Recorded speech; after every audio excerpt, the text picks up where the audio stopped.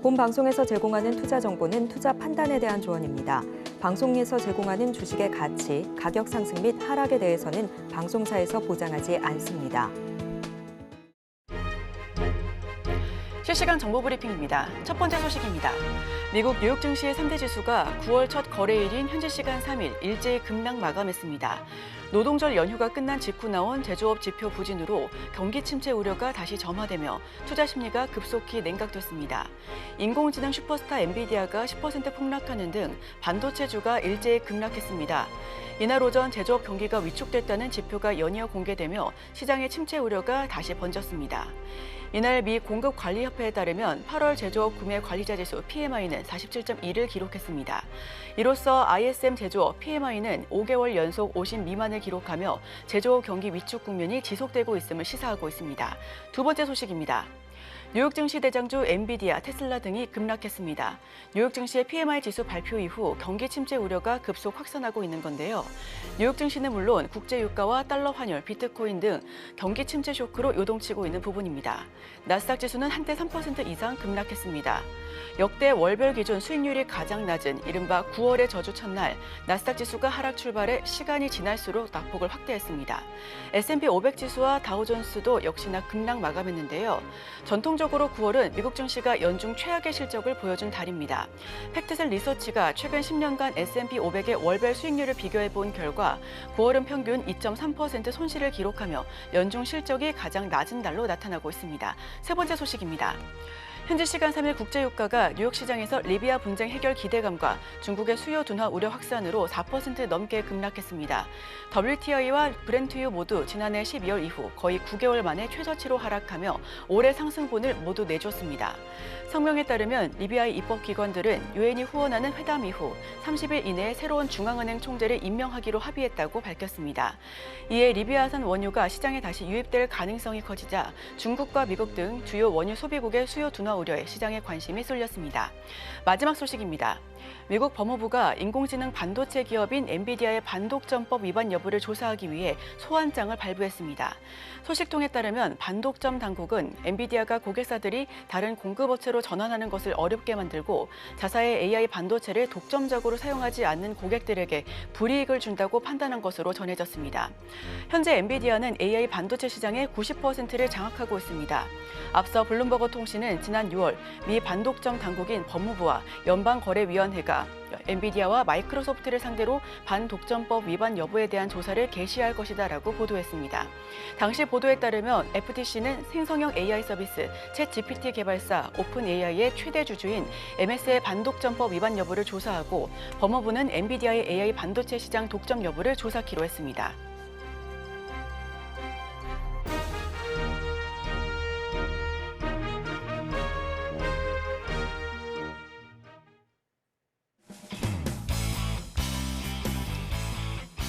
여러분의 성공 투자를 응원합니다. 안녕하세요. 증시7 진행의 이소연입니다. 간밤 매증시 3대 지수는 큰 낙폭을 기록하면서 종가 형성했습니다. 나스닥은 3%, 필라델피아 반도체 지수는 7% 넘는 급락세로 장을 마쳤는데요. 우선 직전에 8월 ISM 제조업 지수가 부진한 지표로 나타나자 계속해서 경기 위축에 대한 우려감이 커져가고 있습니다. 엔비디아는 10% 가까운 급락세를 나타내기도 했고요. 더 자세한 소식은 이어지는 외신 브리핑 통해서 전달드리도록 하겠습니다. 수요일의 증시7 지금 바로 출발합니다.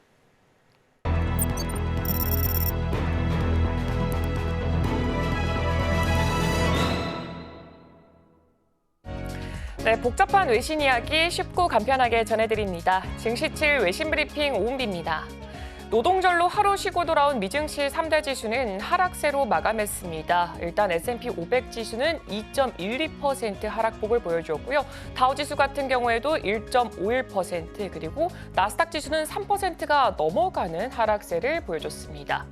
월가의 공포지수로 알려진 빅스 지수는 32%가량 오르면서 20.67까지 치솟았습니다.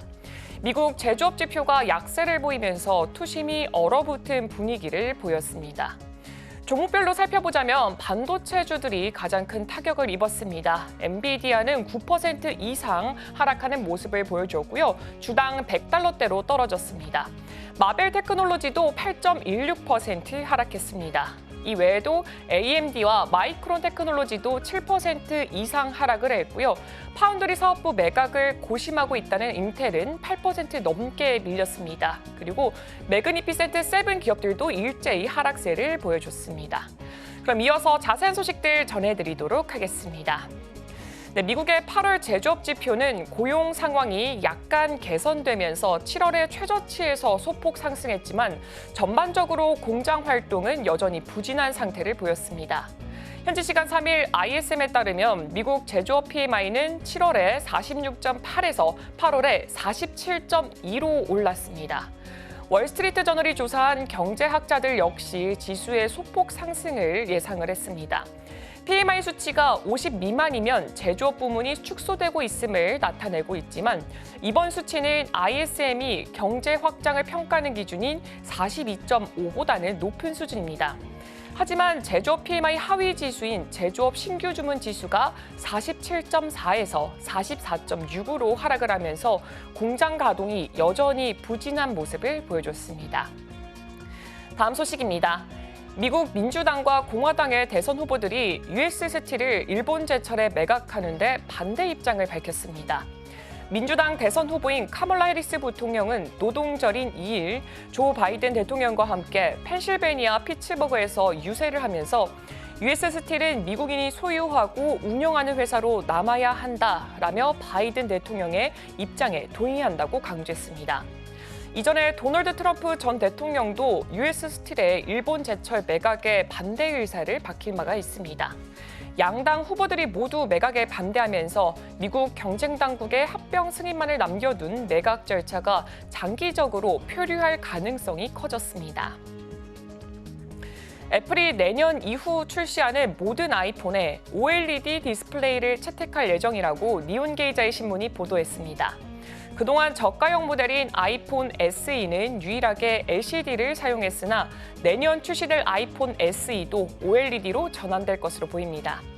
한편 애플은 LG 디스플레이와 중국의 BOE에 차기 아이폰 SE용 OLED 패널을 발주한 것으로 알려졌습니다. 현재 아이폰용 OLED 패널은 삼성전자가 50%, LG 디스플레이가 30%, BOE가 20%를 공급하고 있습니다. 이로 인해서 아이폰 SE용 LCD를 공급하던 JDI와 샤프는 애플의 공급망에서 제외될 전망입니다. 시장은 이번 주 5일로 예정된 브로드컴의 실적 발표에 큰 관심이 집중되고 있습니다. 브로드컴은 AI 분야에서 엔비디아 다음으로 중요한 수혜 기업으로 평가받고 있고요. 월가의 많은 분석가들이 긍정적인 전망을 제시하고 있습니다.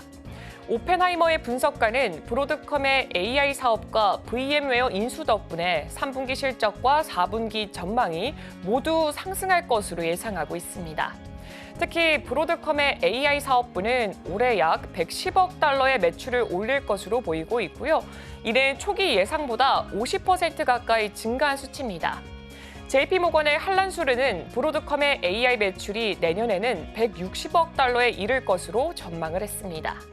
브로드컴은 엔비디아에 이어서 세계 2위의 AI 칩 공급 업체로 자리 잡고 있습니다. 그러나 주가가 이미 고점에서 하락한 상황에서 이번 실적 발표 후에도 주가가 크게 오르지 않을 수 있다는 우려도 제기되고 있습니다. 다음 소식입니다. 테슬라가 내년 말부터 중국에서 6인승 모델 Y를 생산할 계획이라고 로이터 통신이 보도했습니다. 모델 Y는 테슬라의 가장 잘 팔리는 차량이지만 출시된 지가 오래돼서 새로운 기능을 추가하려는 것입니다. 이를 위해서 상하이 공장의 생산량을 최소 10% 이상 늘리기 위한 준비가 진행되고 있습니다. 테슬라는 주니퍼 프로젝트로 2020년 출시된 이 모델 Y를 개량하고 있고요. 5인승 개량 모델은 내년 초에 출시될 예정입니다. 6인승 모델 추가는 중국 경쟁사들과의 이 신차와 경쟁을 고려한 결정입니다. 현재 모델 Y는 중국에서 가장 많이 팔리는 전기차로 올해 상반기에만 20만 7,800대가 판매됐습니다. 다음 소식입니다. 세계 최대 파운드리 업체인 TSMC가 미국 애리조나에 세 번째 최첨단 반도체 공장을 건설할 계획입니다. 대만 언론에 따르면 이 공장은 2나노미터 이상의 최첨단 공정을 채택해서 웨이퍼를 생산할 예정입니다. TSMC는 이미 애리조나에 2개의 공장을 건설 중이고요. 총 투자 금액은 약 53조 6천억 원에 달합니다. 첫 번째 공장은 내년 상반기부터 4나노 공정 제품을 양산할 예정이고요. 두 번째 공장은 2028년부터 2나노 공정 기술을 적용한 웨이퍼를 생산할 계획입니다.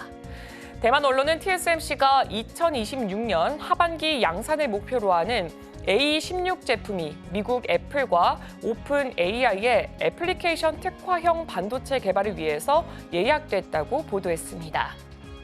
다음 소식입니다. 화웨이가 오는 10일 세계 최초의 3단 폴더블 스마트폰을 발표할 예정입니다. 화웨이는 SNS에 N자 모양으로 접히는 스마트폰 이미지를 공개하면서 기대감을 고조시켰고요. 5년간의 연구와 투자를 통해서 이번 제품을 선보인다고 강조를 했습니다. 이번 발표는 애플과의 직접적인 경쟁을 예고하고 있고요. 화웨이는 이를 통해서 글로벌 스마트폰 시장에서의 입지를 더욱더 강화하려고 하고 있습니다. 또한 화웨이는 3단 폴더블폰 외에도 중국 체리 자동차와 협력한 전기차 브랜드 럭시드의 전기 SUV와 세레스와 협력해서 개발한 i2의 새로운 전기차 모델도 함께 선보일 계획입니다. 다음 소식입니다. 중국 자동차 기업들이 빠르게 시장 점유율을 확대하자 미국, 캐나다, EU 등 주요국들은 무역 장벽을 강화하고 있습니다. 특히 중국이 강점을 가진 이 전기차 분야는 통상 분쟁의 중심이 되고 있습니다. 캐나다는 10월부터 중국산 전기차에 100% 관세를 부과할 예정이고요. 이에 대해서 중국은 WTO에 제소하겠다라고 밝혔습니다. 미국은 중국산 전기차 관세를 25%에서 100%로 인상하겠다고 발표를 했지만 최종안은 아직 나오지는 않았습니다. 유럽연합은 7월부터 중국산 전기차에 추가 관세를 부과하면서 중국이 불공정 경쟁을 한다고 주장하고 있습니다. 이에 대응해서 중국 기업들은 우회 수출을 모색하면서 헝가리와 체코에 전기차 공장을 짓고 있고요. 스페인에서 차량을 생산할 계획입니다. 다음 소식입니다. 프랑스가 25년 만에 신규 원전을 가동하면서 다시 원전 강국으로서의 지위를 강화하려고 하고 있습니다. 이는 전력 수요 급증과 2050년 탄소 중립 목표를 달성하기 위해서 원전이 가장 적합하다는 판단에 따른 것입니다. 프랑스 전력공사는 현지 시간 2일 원자력 안전청 승인을 받아서 플라망빌 원전 3호기에서 임계에 들어갔다고 발표를 했습니다. 이 원전은 이르면 올 가을부터 전력을 공급할 예정이고요. 최대 300만 가구의 전력을 제공할 수가 있습니다. 플라망빌 원전 3호기는 계획보다 12년 늦게 가동이 됐고요. 비용도 예상보다 4배 이상 증가한 132억 유로가 소요됐습니다. 한편 과거 원전 의존도를 낮추려는 정책으로 인력 부족 문제가 발생이 했으나 최근 기후 위기에 대응하기 위해서 원자력이 다시 주목받고 있습니다. 현재 프랑스는 EU 원자력 발전량의 절반을 차지하고 있고요. 전력의 70%를 원자력에 의존하고 있습니다. 오늘 제가 준비한 소식은 여기까지입니다. 이어서 국내 소식과 더불어서 오늘의 일면에서 전문가들의 수혜주까지 만나보시길 바랍니다.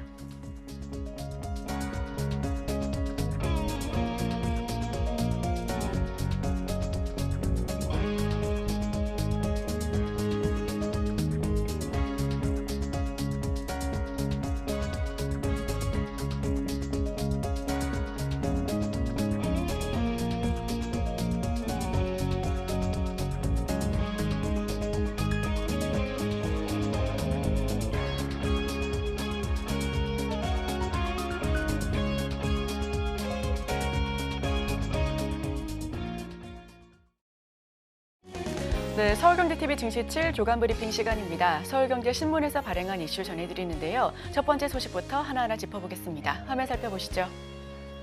플라스틱 인리, 광학기기 중동, 시장성 큰 지역 진출 지원을 첫 번째 소식 바로 전해드립니다.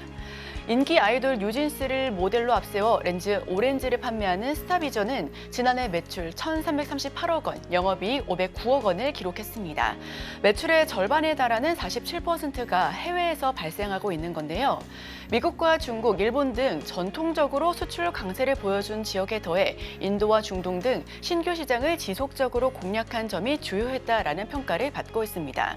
글로벌 컬러렌즈 시장은 올해부터 2032년까지 연평균 8.9% 수준으로 꾸준하게 성장할 수 있을 것으로 예상이 되고 있습니다. 스타비전은 이에 발맞춰 글로벌 사업을 계속 확대해 나갈 계획인데요. 중소기업 수출에 경고등이 켜진 가운데 중개업계에서는 수출국 다변화 지원책이 시급하다라고 목소리를 높이고 있습니다. 중소기업이 다변화 전략을 중점적으로 추진해야 될 지역으로는 동남아시아 그리고 중동 국가가 거론되고 있고요. 수출 다변화 정책이 현장에 정착하려면 거버넌스 재편도 동반되어야 한다는 의견이 모아지고 있습니다. 커지는 수출국 다변화 목소리, 동일 품목도 국가별로 성장성이 다른데요. 관성적으로 해외 수출 전략은 한계가 뚜렷한 부분인데 신규 국가 진출 기업에 바우처를 지급하고 있는 상황도 연출되고 있습니다. GBC 확대 등 거버넌스 개편이 필요하다라는 소식입니다. 두 번째입니다. 반도체 훈풍 한국 수출 올해 첫 일본 주월 눈앞. 한국의 연간 총 수출액이 1956년 통계 작성 이래 처음으로 일본을 제칠 수 있을 것으로 전망이 되고 있습니다. 지난해 1인당 국민 총소득이 사상 처음으로 일본을 추월한 데 이어 수출마저 일본을 넘어서게 될 것으로 기대감이 모아지고 있는 부분이고요. 산업통상자원부와 세계무역기구에 따르면 한국의 올해 상반기 수출 증가율은 9.1%로 주요 10대 수출국 중 1위로 나타났습니다. 그 뒤를 이어 중국과 멕시코, 미국, 캐나다가 그 승을 보여줬는데요. 일본과 이탈리아, 독일, 프랑스 등은 수출이 뒷걸음질 쳤습니다. 한국은 올해 2분기에 일본의 수출액을 뛰어넘으면서 연간 수출액 역전의 기반을 마련하고 있습니다. 한국의 2분기 수출이 일본을 뛰어넘은 건 반도체 수출 호조세 덕분입니다. 올해 상반기 반도체 수출은 50.9%나 급증한 바 있고요. 반도체는 4개월 연속 110억 달러가 넘는 호실적을 기록하고 있습니다. 인공지능 관련 전방 산업의 수요가 늘면서 서버 기업용 메모리 수출이 급증한 데다가 메모리 고정 가격도 두 자릿수의 상승세를 유지한 덕분이다라고 설명하고 있습니다. 지난달 15대 주력 수출 품목 중 반도체와 무선통신기기, 컴퓨터 등 7개 품목의 수출이 증가했고요. 지역별로도 9대 주요 시장 중 8곳에서 수출이 증가했습니다. 이런 고른 포트폴리오가 일본과 차별화되는 한국의 강점이다라고 전문가들은 설명하고 있습니다. 하반기 전망도 밝은데요. 이 같은 추세대로라면 한국은 올해 사상 최대치인 6,960억에서 6,970억 달러의 연간 수출액을 기록할 수 있을 것으로 전망되고 있습니다. 2분기 6억 불 차이가 납니다. 분기 첫 역전을 성공시켰는데요. 상반기 수출 증가율도 주 1위고요. 올해 연간 수출에 50억 불 앞설 수 있을 것으로 내다보고 있습니다. 세 번째 소식입니다. AI가 연구 인력 돕고 공정 관리, 조선소 생산성 30% 높일 것. HD 한국조선해양을 필두로 국내 조선사들 최적의 환경에서 조선소를 운영하기 위해 전방위적인 인공지능화에 집중하고 있는 모습입니다. 선박 건조 시 효율성과 안전을 확보하기 위해 AI가 조선소 전체를 실시간으로 분석하고 의사결정까지 담당하고 있는데요. 최근 급증하고 있는 외국인 근로자를 돕기 위해 AI가 번역 역시 담당하고 있습니다. HD 한국조선해양은 2030년까지는 미래 첨단 조선소, 즉 FOS를 구축할 계획입니다. FOS는 AI와 데이터, 가상 증강현실, 로보틱스, 자동화 등 첨단 디지털 기술이 구현된 미래형 조선소를 의미하고요. 특히 올해부터 2026년도까지는 FOS의 2단계인 연결 예측이 최적화된 조선소를 만드는 데 집중해 나가겠다라는 계획을 밝혔습니다. FOS 2단계 핵심 기술은 바로 AI와 머신러닝입니다. 1단계에서 구축한 데이터 플랫폼으로부터 선박 건조에 빅데이터가 전송되면 이를 AI가 학습해 인력과 자재, 제품 설비 등 공정 관리에 대한 의사결정을 내리는 방식이고요. FOS를 통해 조선소의 생산성을 약 30% 정도 향상하고 공기는 30% 단축할 수 있을 것으로 내다보고 있습니다. 조선소에서 발생하는 사고를 예방하기 위해서도 AI가 큰 역할을 하고 있다고 합니다. 조선소 그리고 선박 내에서 발생하는 안전 관련 이슈를 확인할 수 있는 CCTV나 AI 기반으로 관제하는 통합 안전 관제 솔루션이 바로 대표적인 사례인데요. 있는데요. 관제 중 컨테이너 유실, 연기 화재, 구조 요청, 안전 규정 위반, 그리고 안전장비 미착용 등 안전사고가 발생하면 AI가 이를 인지해 신속한 대응을 도울 수 있을 것으로 파악되고 있습니다. 통합상태 진단 솔루션은 선박 내 주요 장비의 상태를 AI가 실시간으로 상황을 진단해 운항 중인 선박의 사고를 미연에 방지할 수도 있게 될 건데요. 첨단 디지털 기술 구현된 FOS, HD 한국조선이 6년 내에 구축할 계획입니다. 외국 근로자용 번역 기술도 도입한다고 하니까요. 이 부분도 함께 참고해 보시면 좋겠습니다. 다음 소식입니다. 내달 싱가포르와 양자 공급망 협정 맺는다. 다음 달 라오스에서 열리는 동남아시아 국가연합 즉 아세안 정상회의를 계기로 싱가포르와 첫 양자 공급망 협정을 체결하는 방안이 추진될 예정입니다. 순방 기간 비즈니스 포럼과 각종 MOU 체결식 그리고 투자 상담회 등이 예정돼 있는데요. 정부는 이 기간에 아세안 지역의 중심인 싱가포르와 1호 SCPA를 체결하는 것을 검토하고 있습니다. SCPA는 산업부가 지난달 발표한 통상정책 로드맵 가운데 하나로 신속한 공급망 위기 대응을 위한 양자 파트너십을 의미하고 있습니다. 교역 및 산업 구조, 투자 환경 등을 고려해 맞춤형 공급망 협력 기반을 마련하는 것이 바로 그 목적이고요. 공급망 교란에 대비해 준비와 보건, 복구 등 3대 협력 의무를 규정하고 한라인 구축과 취약 품목에 대한 통관 절차를 간소화하는 것이 바로 뼈대로 보고 있습니다. 정부는 인도 태평양 경제 프라임워크 공급망 협정과 같은 다자간 협약과 함께 연내 양자 공급망 협정을 성사시켜 다층적인 공급망 구조를 만들겠다 하는 방침을 밝혔습니다. 첫 타자로 싱가포르가 낙점된 건 양국이 2022년 11월 디지털 동반자 협정에 정식 서명하고 디지털 통영상 협정을 강화해 오고 있기 때문이고요. 업계에서는 싱가포르와 SCPA를 맺게 될 경우 천연 자원보다는 금융이나 통상 네트워크를 주로 이용하게 될 것으로 내다보고 있습니다. 체결했을 땐 금융 네트워크 등이 주로 이용될 것으로 보여지고요. 호주 등 체결 후 5곳에서 6국으로 확대될 예정입니다. 필리핀과 FTA 조속히 비준도 논의하고 있으니까요. 이 부분도 체크해 나가시길 바랍니다. 마지막 소식입니다. 인텔, FPGA 부분 매각, 자일링스 놓친 삼성전자 인수 나서나 실적 악화로 고전하고 있는 인텔 167억 달러에 인수했었던 프로그래머블 반도체 부문인 알테라의 매각을 추진하겠다라는 보도가 나왔습니다. 올해 초까지만 해도 알테라를 분사한 뒤 3년 내에 IPO를 추진하겠다라는 청사진을 제시했었으나 실적 악화로 인해 현금이 필요해진 탓으로 분석이 되고 있습니다. 일각에서는 AMD가 손에 넣은 프로그래머블 반도체 1위 자일링스를 탐냈던 삼성전자가 알테라 인수합병에 나설 수 있다라는 관측 역시 제기되고 있습니다. 외신에 따르면 인텔 최고 경영자는 이달 중 이사회 회의를 통해 알테라 매각 등 구조조정 방안을 발표하겠다라고 보도한 바 있고요. 로이터는 인텔이 알테라 IPO 대신 완전 매각을 검토하기 시작했다고 전했습니다. 파운드리 복귀에 거액의 투자를 이어온 인텔은 막대한 설비 투자 부담에 실적이 급격하게 악화가 됐었고요. 강력한 지배력을 자랑했던 서버용 중앙처리 장치 시장에서도 입지가 흔들리면서 1968년 창업 이래 최대 위기를 맞이했다라는 평가 역시 나오고 있습니다. 알테라는 이미 분사가 완료돼 언제든 매각이 가능한 부분이고요.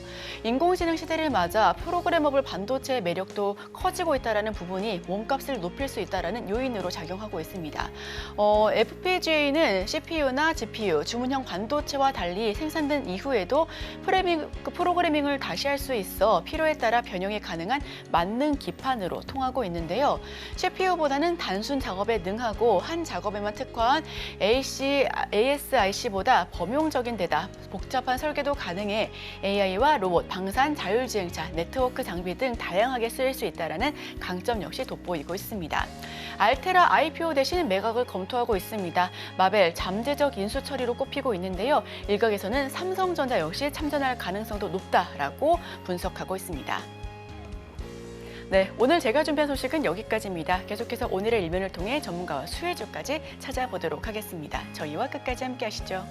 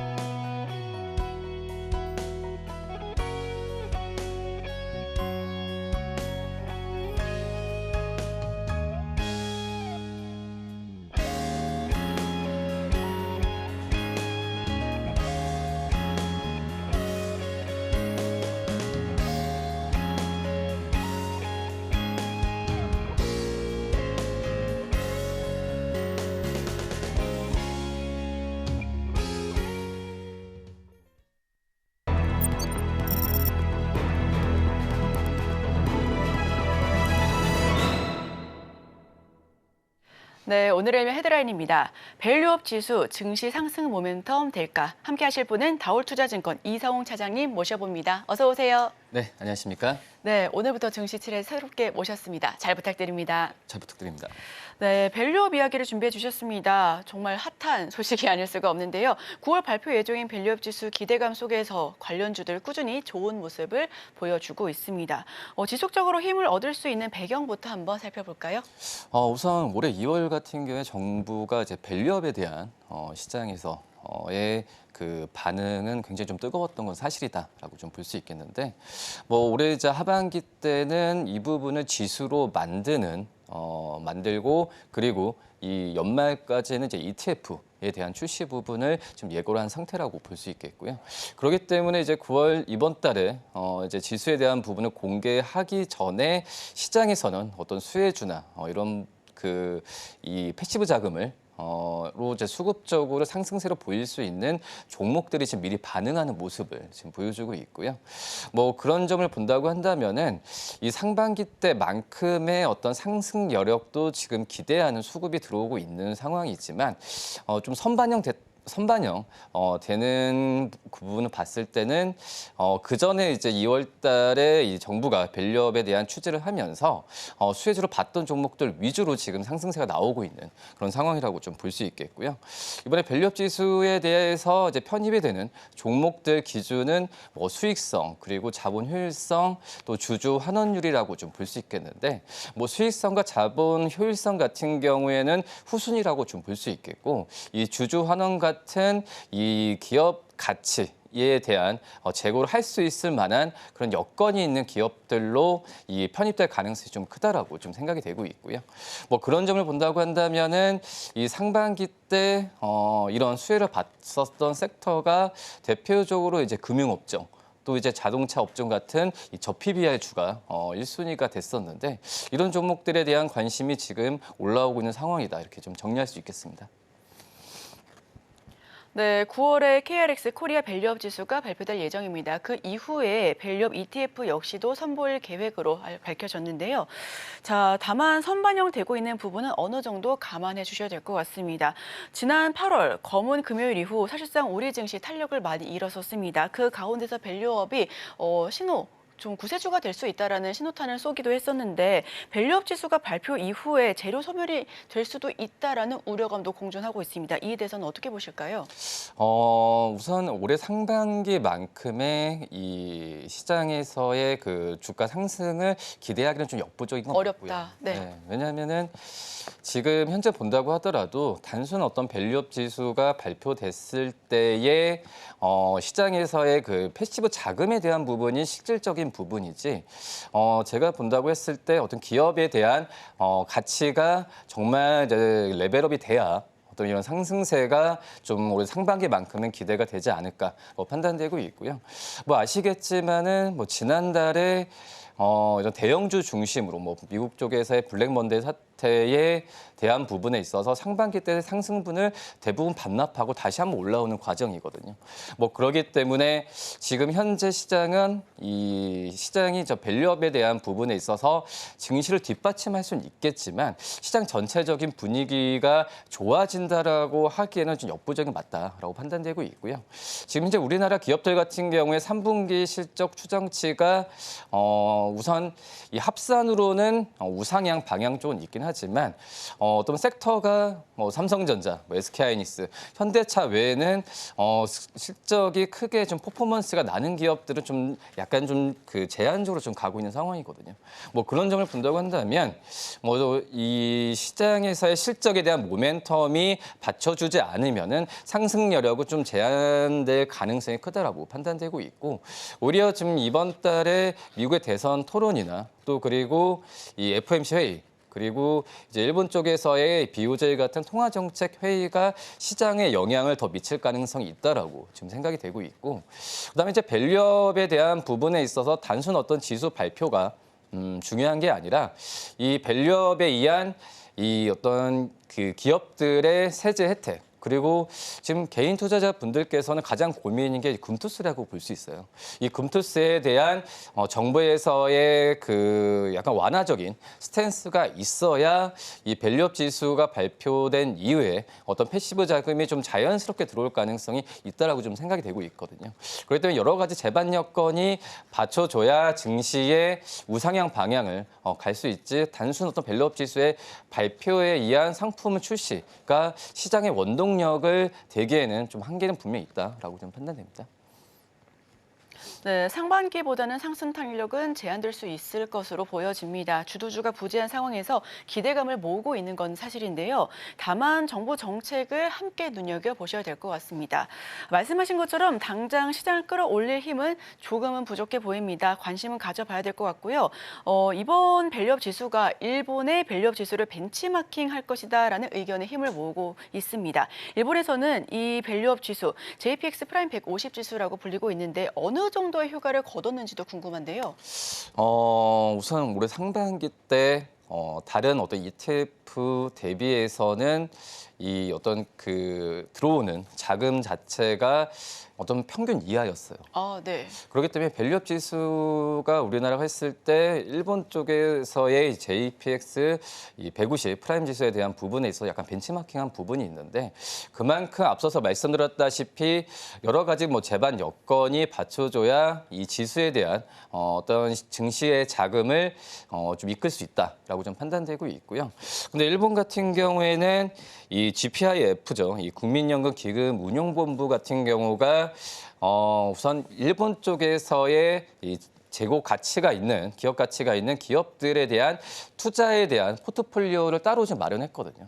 뭐 그런 점을 본다고 한다면 우리나라 같은 경우에도 뭐 기관을 중심으로 또 이제 뭐 국민연금, 그리고 이 기관 투자자를 중심으로 한 전체적인 어떤 그 포트에 대한 관심이 좀 있어야 되는 게 좀 필요하다라고 좀 판단이 좀 되고 있고요.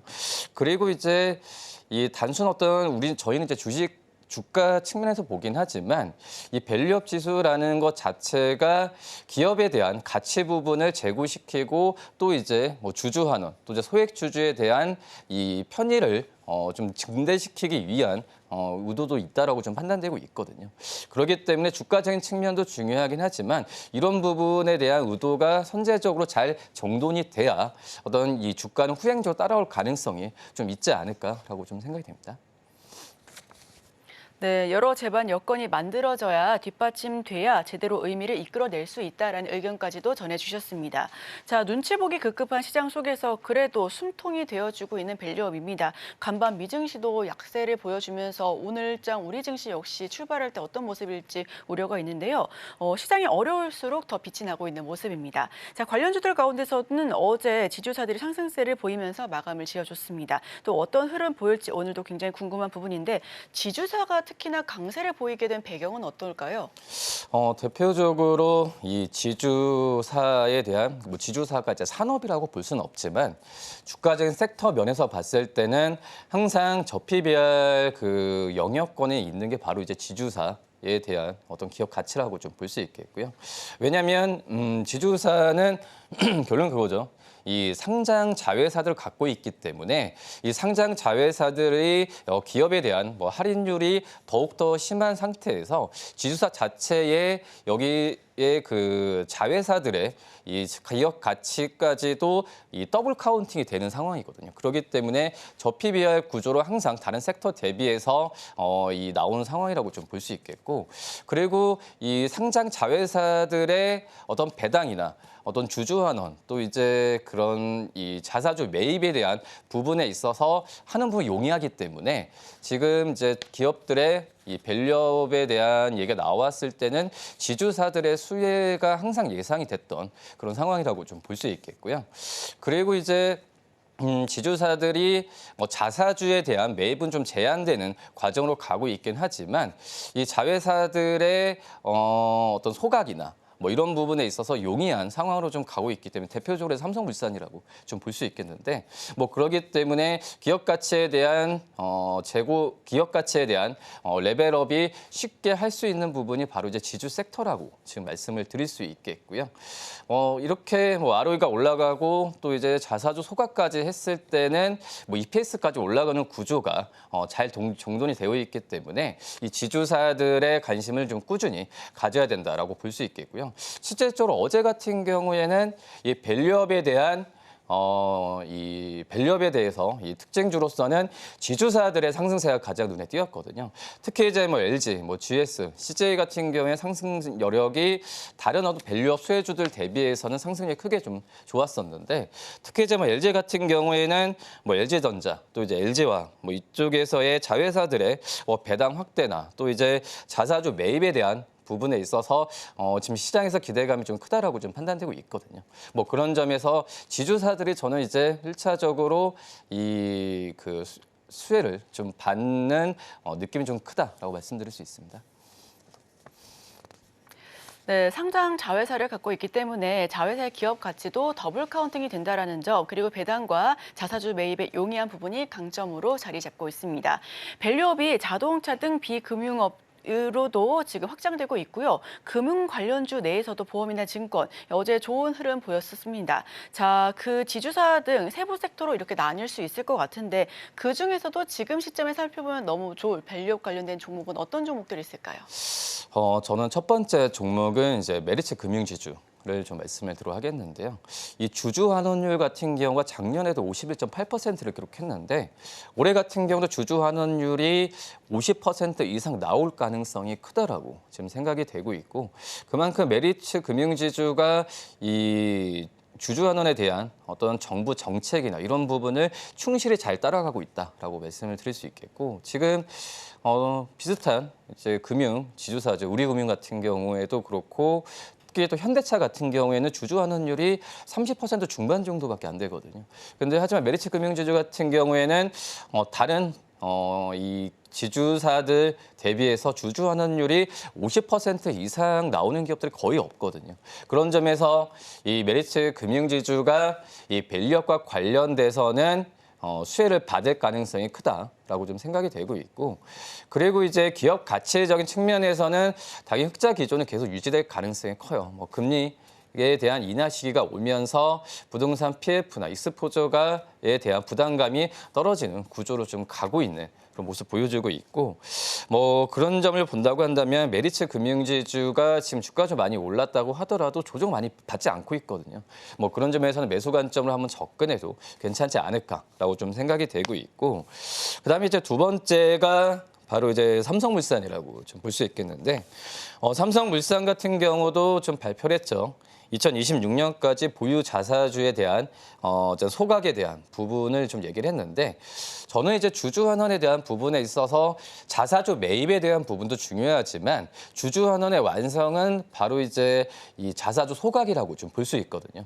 그런 점에서 삼성물산이 자사주 소각까지 좀 예정이 돼 있는 상황이기 때문에 저는 밸류업과 관련해서는 이 어떤 이 지주사 그리고 다른 섹터의 외에 어떤 개별적인 종목으로는 삼성물산을 좀 관심 있게 좀 봐야 되지 않을까라고 판단되고 있고요. 그리고 삼성물산의 기업 가치를 봤을 때도 다른 이제 건설업종, 지금 건설업종이 이제 금리 인하 시기에 대한 수혜 섹터로 지금 분류가 되고 있지만, 근데 아직까지 건설 경기가 뭐 그렇게 국내 쪽은 이제 매매 거래 건수나 가격이 올라간다고 하더라도 해외 쪽 플랜트 사업이나 해외 쪽 사업은 좀 제한되는 구조로 가고 있거든요.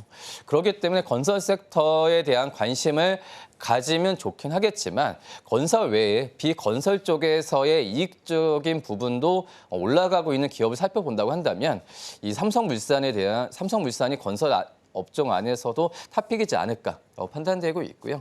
뭐 당연히 자회사, 삼성바이오로직스 같은 바이오 쪽에서의 실적 부분도 지금 좋아지는 구조로 가고 있기 때문에 삼성물산을 두 번째 관심주로 말씀드리도록 하겠습니다.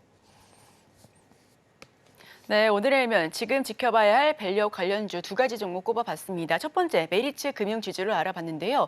주주 환원율 올해 50% 이상을 전망하고 있습니다. 특히나 호실적 지속 기대감 역시 유효한 상황이고요. 두 번째 종목은 삼성물산입니다. 최근 좋은 흐름을 보여줬었죠. 2026년까지 보유한 자사주 소각을 할 예정이고요. 비건설 부문 이익 역시 기여도가 상승 부분을 어느 정도 차지할 수 있을 것으로 판단이 되고 있습니다. 이 부분까지도 투자 판단에 참고해 주시길 바랍니다.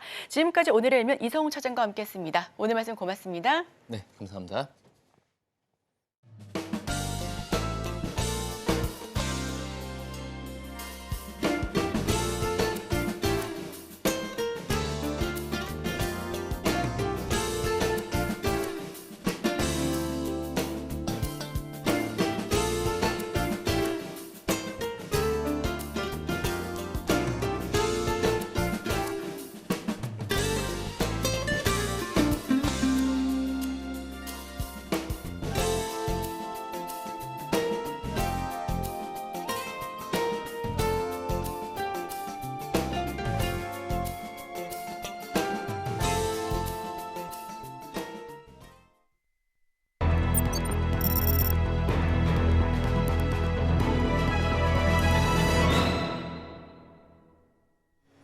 네, 투자하실 때 참고하실 만한 리포트 소개해드리도록 하겠습니다. 화면 바로 살펴보시죠.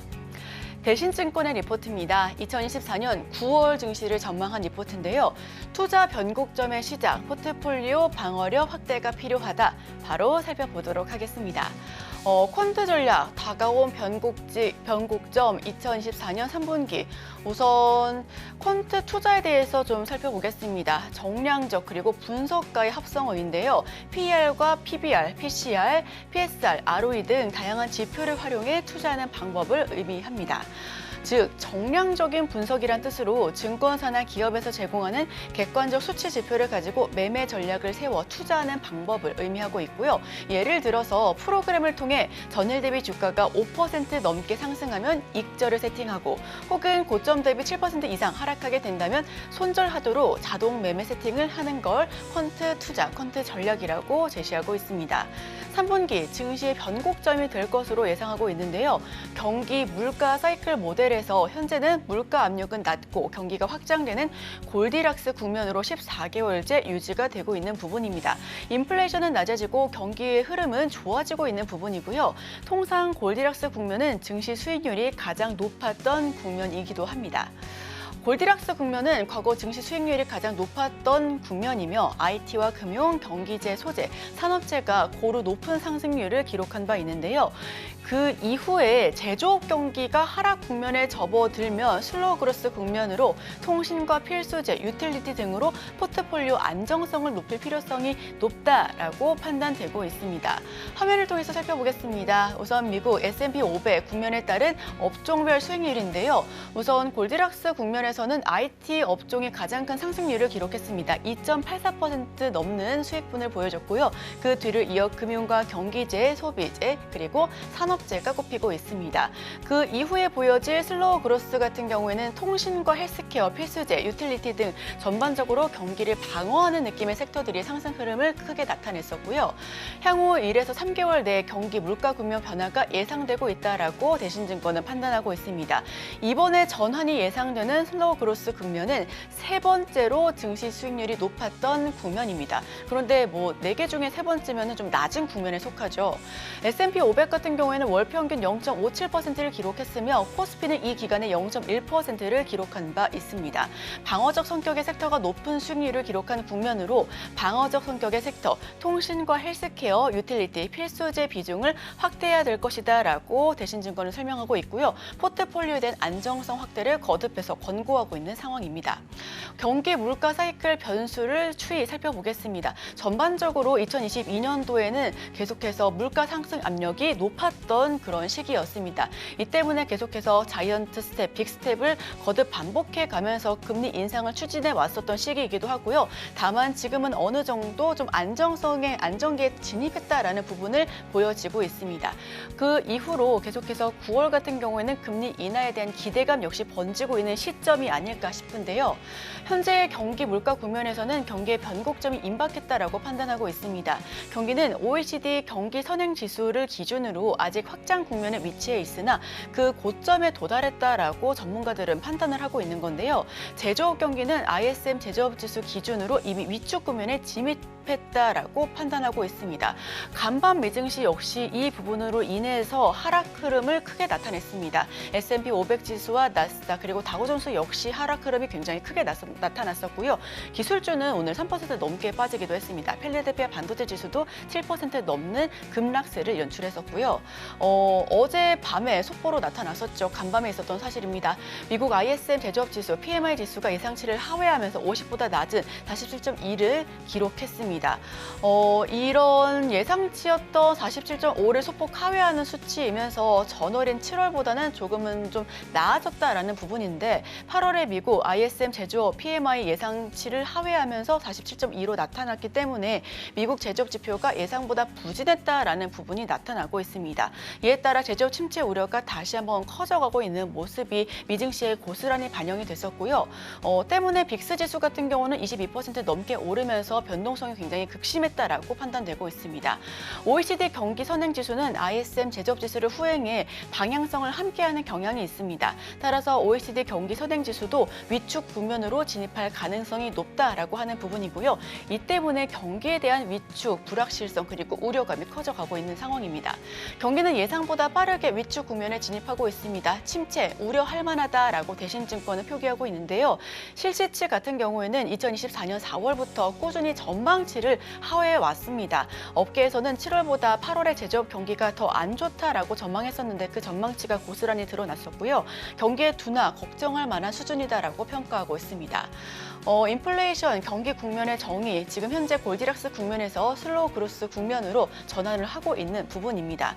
경기는 위축 국면으로 1, 2개월 내에 접어들 것으로 전망을 하고 있습니다. 즉, 올해 하반기 2달 내에 위축 국면으로 접어들 가능성이 높다라고 증권사는 판단하고 있는 건데요. 따라서 경기, 물가 국면은 골디락스에서 현재 슬로우 그로스 국면으로 전환을 보여지고 있는 상황입니다. 수익률로 나타난 국면 전환 살펴보겠습니다. 우선 코스피 섹터별 1개월 내 수익률 추이인데요. 코스피 같은 경우에는 2.3% 한 달간 마이너스를 기록했습니다. 다만 그 대신에 유틸리티와 건설 관리 그리고 증권, 미디어 쪽에서 상승분을 보여줬었는데요. 최근 한 달간 수익률을 살펴보시면 반도체와 자동차 등 주도주는 부진했었습니다. 다만 유틸리티와 헬스케어 등 방어주의 수익률이 상당 부분 상위권에서 포진해 있다라고 판단이 되고 있는 상황입니다. 경기 물가 사이클은 1에서 3개월 지연을 가리지고 있는 모델인데요. 즉, 이 기간 하강 국면을 의미하고 있다라고 보여지고 있습니다. 반도체, 자동차 등 실적 전망치 상향을 주도하던 섹터의 상향 모멘텀이 둔화됐습니다. 그에 따라 그동안 주도 섹터의 상향에 묻혀 있었던 섹터의 상승 모멘텀의 확대가 부각되고 있는 상황이고요. 유틸리티와 건강관리, 즉 헬스케어, 통신, 금융 등 방어적의 성격의 섹터 실적 전망치 상향의 모멘텀에 주목할 필요성이 높다라고 판단되고 있습니다. 특히나 9월에는 밸류업 지수가 오픈될 예정입니다. 그 이후에는 ETF 역시 발표될 것으로 보이니까요. 이 부분과 관련해서 밸류업에 포함될 수 있는 금융과 지주사 역시 함께 지켜보셔도 좋을 것으로 보입니다. 자, 소외됐던 섹터의 상향 모멘텀이 부각될 것이다. 주도주의 상향 모멘텀 둔화로 소외됐던 섹터가 상향 모멘텀을 받아갈 수 있다라고 하는 부분인데요. 다시 한번 말씀드리면 유틸리티와 건강관리 그리고 통신 서비스를 다시 한번 생각해보면 좋겠다라고 하는 부분이고요. 특히나 통신 서비스 같은 경우에는 SKT와 KT 등 좀 다소 무거웠던 종목들이 하반기에는 상승 국면을 가져갈 수 있다라는 부분까지도 체크 포인트로 삼아보시면 좋을 것 같습니다. 특히나 통신과 같은 경우에는 연말로 갈수록 배당도 많이 나오는 부분이 경향이 강하기 때문에 함께 지켜보셔도 좋을 것 같고요. 건강관리도 함께 참고해보시면 좋을 것 같습니다. 밸류에이션 매력 상위 업종, 은행과 철강, 보험, 에너지, 유틸리티 다시 한번 짚어보겠습니다. 밸류에이션 매력이 높은 은행과 철강, 보험 등 이렇게 코스피 200 내에서 절대적으로 확정 실적 PBR 수준이 낮은 종목들을 다시 한번 살펴봐도 괜찮겠다라고 하는 부분인데요. 이마트와 하나생명, 명품, 롯데홈쇼핑 그리고 현대제철 등 금융과 소매유통, 소재 업종 다수가 분포되어 있는 부분에 대한 관심이 거듭해서 필요한 상황입니다. 오늘 제가 준비한 소식은 여기까지 전해드리도록 하겠습니다. 오늘의 핵심 요약입니다. 오늘 미국 연준의 베이지북이 공개됩니다.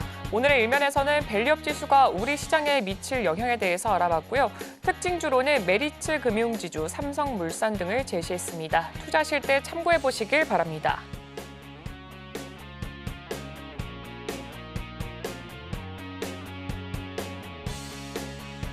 네, 저희가 방송 중에 제공해드린 정보는 투자 판단에 대한 참고 자료일 뿐 해당 종목의 가치 또는 상승률을 보장하진 않습니다.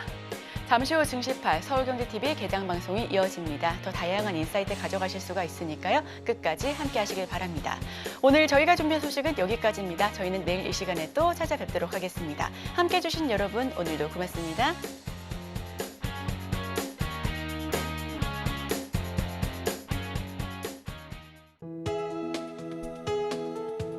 본 방송에서 제공하는 투자 정보는 투자 판단에 대한 조언입니다.